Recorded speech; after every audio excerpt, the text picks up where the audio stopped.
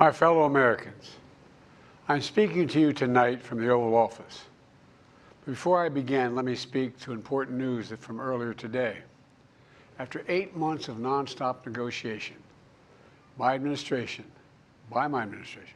a ceasefire and a hostage deal has been reached by Israel and Hamas, the elements of which I laid out in great detail in May of this year. This plan was developed and negotiated by my team and will be largely implemented by the incoming administration. That's why I told my team to keep the incoming administration fully informed, because that's how it should be, working together as Americans. This will be my final address to you from the American people from the Oval Office, from this desk as president. And I've been thinking a lot about who we are and maybe more importantly, who we should be. Long ago in New York Harbor, an iron worker installed beam after beam, day after day. He was joined by steel workers, stonemasons, engineers. They built not just a single structure, but a beacon of freedom.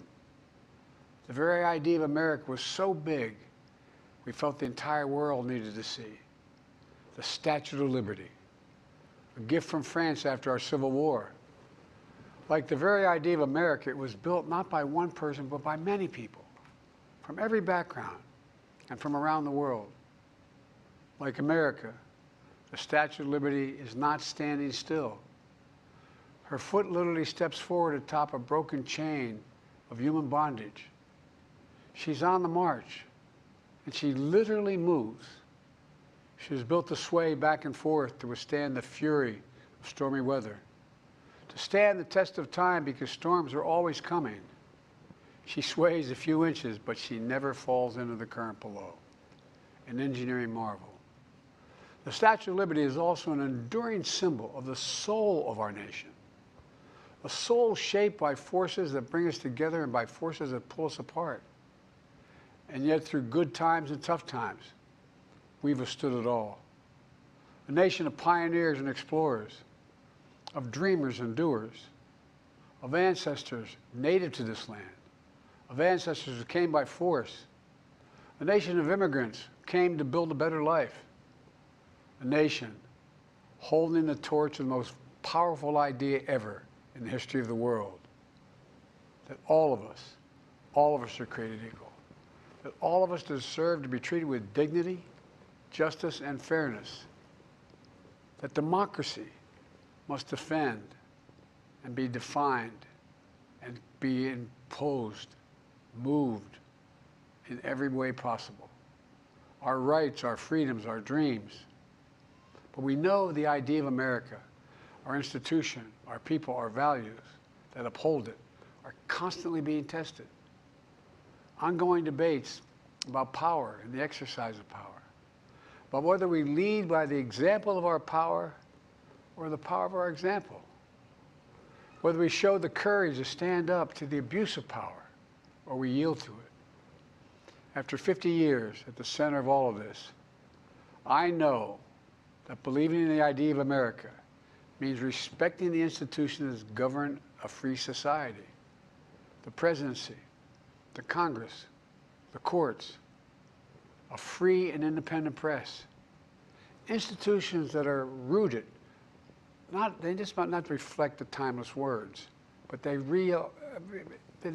echo the words of the Declaration of Independence. We hold these truths to be self-evident. Rooted in the timeless words of the Constitution, we the people. Our system of separation of powers, checks and balances. It may not be perfect, but it's maintained our democracy for nearly 250 years, longer than any other nation in history that's ever tried such a bold experiment. In the past 4 years, our democracy has held strong. And every day I've kept my commitment to be president for all Americans through one of the toughest periods in our nation's history. I've had a great partner in Vice President Kamala Harris. It's been the honor of my life to see the resilience of essential workers getting us through a once-in-a-century pandemic, the heroism of service members and first responders keeping us safe, the determination of advocates standing up for our rights and our freedoms, instead of losing their jobs to an economic crisis that we inherited. Millions of Americans now have the dignity of work. Millions of entrepreneurs and companies creating new businesses and industries, hiring American workers, using American products. And together, we've launched a new era of American possibilities. One of the greatest modernizations of infrastructure in our entire history, from new roads, bridges, clean water, affordable high-speed internet for every American. We invented the semiconductor, smaller than the tip of my little finger, and now is bringing those chip factories and those jobs back to America where they belong, creating thousands of jobs. Finally, giving Medicare the power to negotiate lower prescription drug prices for millions of seniors. And finally, doing something to protect our children and our families by passing the most significant gun safety law in 30 years and bringing violent crime to a 50-year low, meeting our sacred obligation to over 1 million veterans so far who are exposed to toxic materials, and to their families, providing medical care and education benefits and more for their families. You know, it will take time to feel the full impact of all we've done together. But the seeds are planted, and they'll grow and they'll bloom for decades to come. At home, we've created nearly 17 million new jobs, more than any other single administration, a single term. More people have health care than ever before. And overseas, we've strengthened NATO. Ukraine is still free.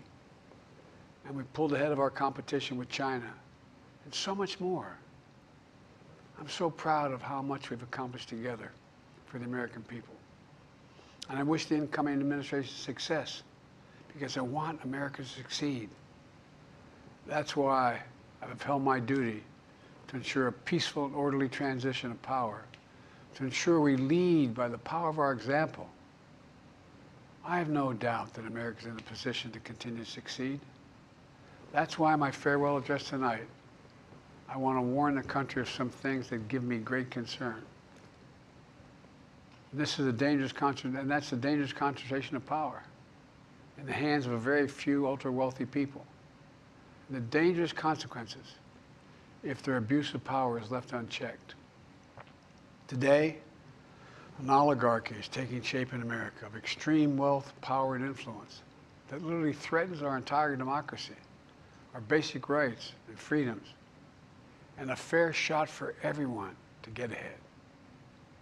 We see the consequences all across America, and we've seen it before. More than a century ago, but the American people stood up to the robber barons back then and busted the trusts. They didn't punish the wealthy. They just made the wealthy play by the rules everybody else had to. Workers want rights to earn their fair share.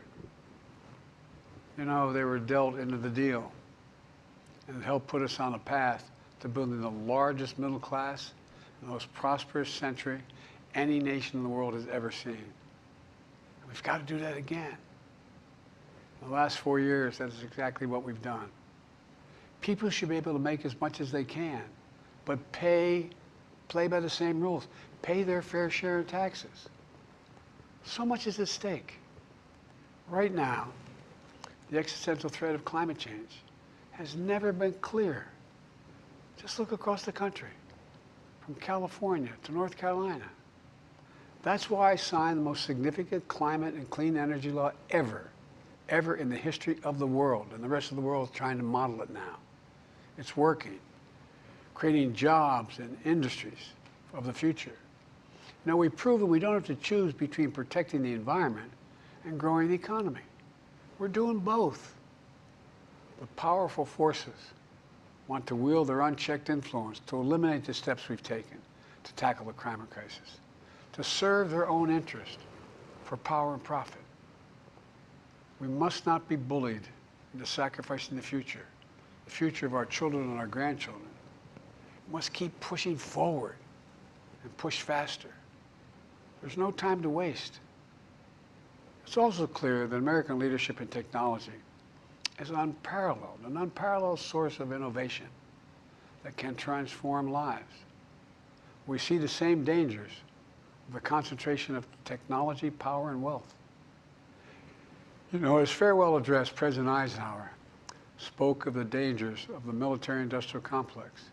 He warned us then about, and I quote, the potential for the disastrous rise of misplaced power, end of quote. 6 decades later, I'm equally concerned about the potential rise of a tech-industrial complex that could pose real dangers for our country as well. Americans are being buried under an avalanche of misinformation and disinformation, enabling the abuse of power. The free press is crumbling. Editors are disappearing. Social media is giving up on fact-checking. The truth is smothered by lies told for power and for profit. We must hold the social platforms accountable to protect our children, our families, and our very democracy from the abuse of power. Meanwhile, artificial intelligence is the most consequential technology of our time, perhaps of all time. Nothing offers more profound possibilities and risks for our economy and our security, our society, for humanity. Artificial intelligence even has the potential to help us answer my call to end cancer as we know it. But unless safeguards are in place, AI could spawn new threats to our rights, our way of life, to our privacy, how we work, and how we protect our nation. We must make sure AI is safe and trustworthy and good for all humankind. In the age of AI, it's more important than ever that the people must govern. And as the land of liberty, America, not China, must lead the world in the development of AI. You know, in the years ahead, it'll help to be, it's going to be up to the president, the presidency, the Congress, the courts, the free press, and the American people to confront these powerful forces. We must reform the tax code, not by giving the biggest tax cuts to billionaires, but by making them begin to pay their fair share. We need to get dark money. That's that hidden funding behind too many campaigns contributions. We need to get it out of our politics. We need to enact an 18-year time limit, time and term, for the strongest ethics and the strongest ethics reforms for our Supreme Court.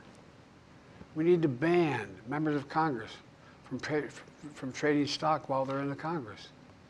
We need to amend the Constitution to make clear that no president is immune from crimes that he or she commits while in office. The president's power is not limited. It's not absolute, and it shouldn't be. And in a democracy, there's another danger to the concentration of power and wealth. It erodes a sense of unity and common purpose. It causes distrust and division. Participating in our democracy becomes exhausting and even disillusioning. And people don't feel like they have a fair shot. We have to stay engaged in the process. I know it's frustrating. A fair shot is what makes America, America. Everyone's entitled to a fair shot. Not a guarantee, but just a fair shot, an even playing field, going as far as your hard work and talent can take you. We can never lose that essential truth, remain who we are. I've always believed, and I've told other world leaders, America can be defined by one word: possibilities. Only in America do we believe anything is possible. Like a kid with a stutter from modest beginnings in Scranton, Pennsylvania, and Claremont, Delaware, sitting behind this desk in the Oval Office as President of the United States. That's the magic of America. It's all around us. Upstairs in the residence of the White House, I've walked by a painting of the Statue of Liberty I don't know how many times. In the painting, there's several workers climbing on the outstretched arm of the statue that holds the torch. It reminds me every day I pass it of the story and soul of our nation and the power of the American people. There's a story of a veteran. This is a veteran, the son of an immigrant, whose job was to climb that torch and polish the amber panes so rays of light could reach out as far as possible. He was known as the keeper of the flame. He once said of the Statue of Liberty, quote, speaks a silent universal language, one of hope that anyone who seeks and speaks freedom can understand. Yes, we sway back and forth to withstand the fury of the storm, to stand the test of time. A constant struggle, a short distance between peril and possibility. But what I believe is the America of our dreams is always closer than we think. And it's up to us to make our dreams come true. Let me close by stating my gratitude to so many people, to the members of my administration, as well as public service and first responders across the country and around the world. Thank you for stepping up to serve. To our service members and your families, it's been the highest honor of my life to lead you as Commander-in-Chief. And of course to Kamala and our incredible partner, the historic Vice President. She and Doug have become like family, and to me, family's everything. My deepest appreciation to our amazing First Lady who's with me in the Oval today, for our entire family. You're the love of my life and the lives of my love. My eternal thanks to you, the American people. After 50 years of public service, I give you my word. I still believe in the idea for which this nation stands. A nation where the strength of our institutions and the character of our people matter and must endure. Now it's your turn to stand guard. May you all be the keeper of the flame. May you keep the faith. I love America. You love it too. God bless you all, and may God protect our troops. Thank you for this great honor.